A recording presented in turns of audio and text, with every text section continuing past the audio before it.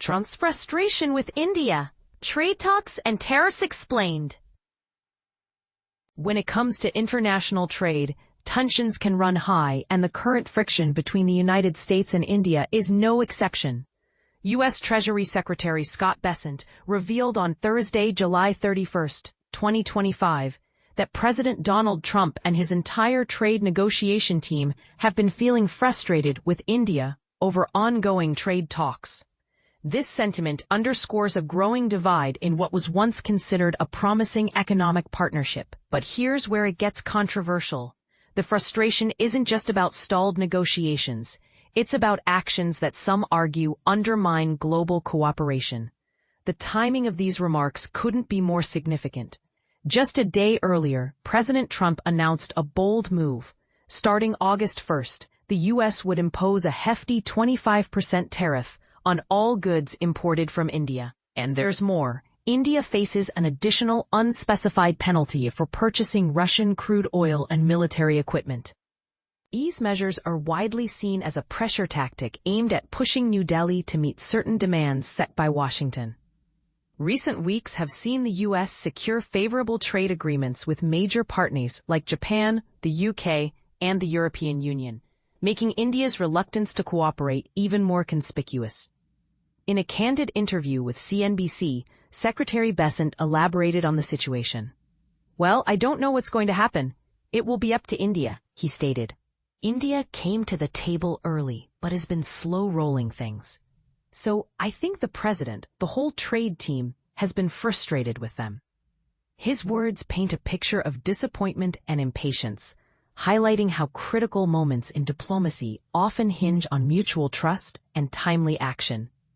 Adding fuel to the fire, Bessent pointed out another contentious issue: India's role in buying oil from Russia, a country under heavy sanctions, and reselling it as refined products. He didn't mince words when he remarked, "So they, India, have not been a great global actor."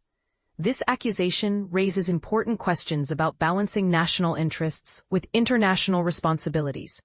Should countries prioritize their own economic needs, even if it means working with sanctioned nations? Or do they have a duty to align with broader geopolitical goals? Meanwhile, India has responded cautiously but firmly. Officials have stated that the country will take all necessary steps to safeguard its national interests while carefully examining the implications of these tariffs.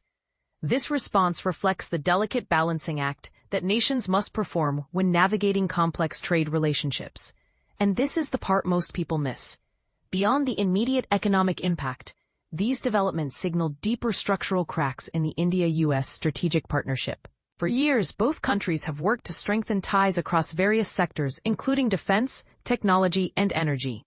However, recent events suggest that these bonds may not be as unshakable as once thought.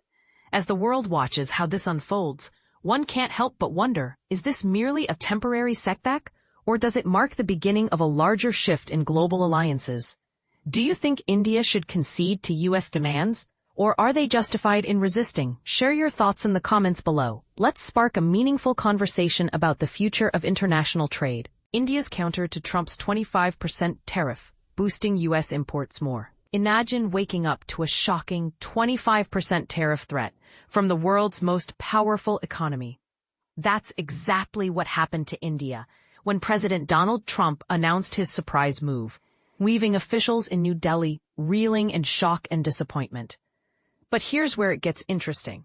Instead of retaliating immediately, India is taking a more measured approach, weighing its options to appease the White House and keep bilateral trade talks on track. According to people familiar with the matter, the Indian government is exploring ways to boost U.S. imports, a move that could potentially ease tensions and prevent a full-blown trade war.